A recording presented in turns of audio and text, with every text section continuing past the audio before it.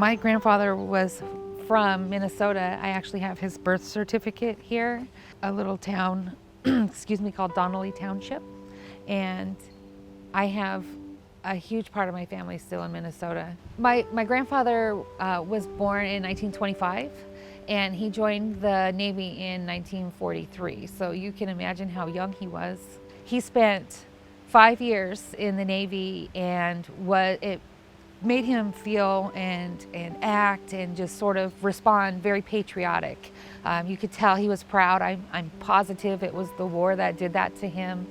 And it was something that set me up because my uncle joined the Navy, and then I joined the Navy, my cousins joined the Navy.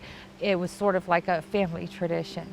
And once he was out and I was grown and I got to know him a little better, it really made an impact. So with that connection together, being in the Navy, our whole family line being in the Navy, that's, I think, the most impactful thing that he ever did for me. He was a cook, which was called a commissary man back then, and he was a petty officer 3rd class. He was a handsome sailor.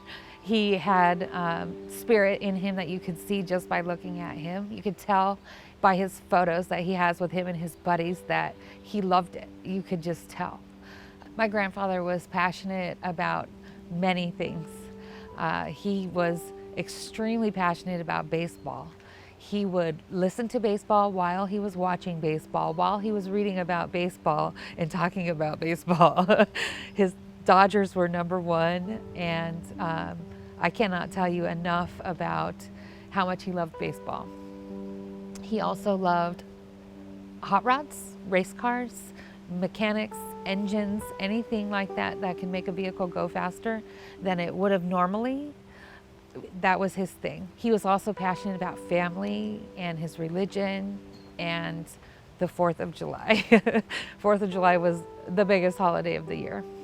The neighborhood would close down, and him and all of his friends from the neighborhood would get fireworks, and all the kids would sit around and they would light off fireworks, but it was a huge display. It was something that was not a normal 4th of July compared to other families. I believe the reason that my grandfather ended up in California was because of my grandmother, and they met because they lived in the same neighborhood, and it was sort of like a reason to get away from where they were from. Not only did he move out to California, his entire family, his brothers, his sisters, the nieces and the nephews, they all moved out to California, and now I have all my great aunties and uncles that live out here. It's kind of cool. I get to see them, and they all look alike, so it brings it back. My grandfather owned 3 gas stations during the 50s, and it really helped him provide for such a big family. It sort of started as a hobby from his race cars and his mechanics, and it just kind of led into another thing, for him to do as far as automobiles go was, they would fix and pump gas and do all of these fun things for him. So it wasn't like work. Because he was a member of the Elks Club, and he became they call it the exalted leader, and that is like the term president for the Elks Club, and that was something that he was passionate about, and he had a bunch of other veteran buddies that were in the club with him. He had a good life.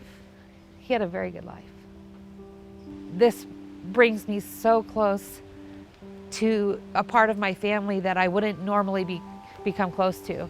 I am so attached to them from my service, from what I did. I actually got to go a couple of places that my grandmothers had told me that my grandfather had gone to, like Guam and Japan, and it was just kind of neat to know that I stepped on the same ground as them, wearing the same uniform. Gives me hope that one day I could be near him. And I think that any veteran, the veterans that I work with, the veterans that I know, the veterans that I served with, would hope that they could be laid to rest here. I think that this is strangely enough, like an ultimate dream. Like it's, you know, if you could picture yourself where you would be, this would be where you would be. There, to me, I have so much family here that it brings me closer. You know, it just, I don't have words for it.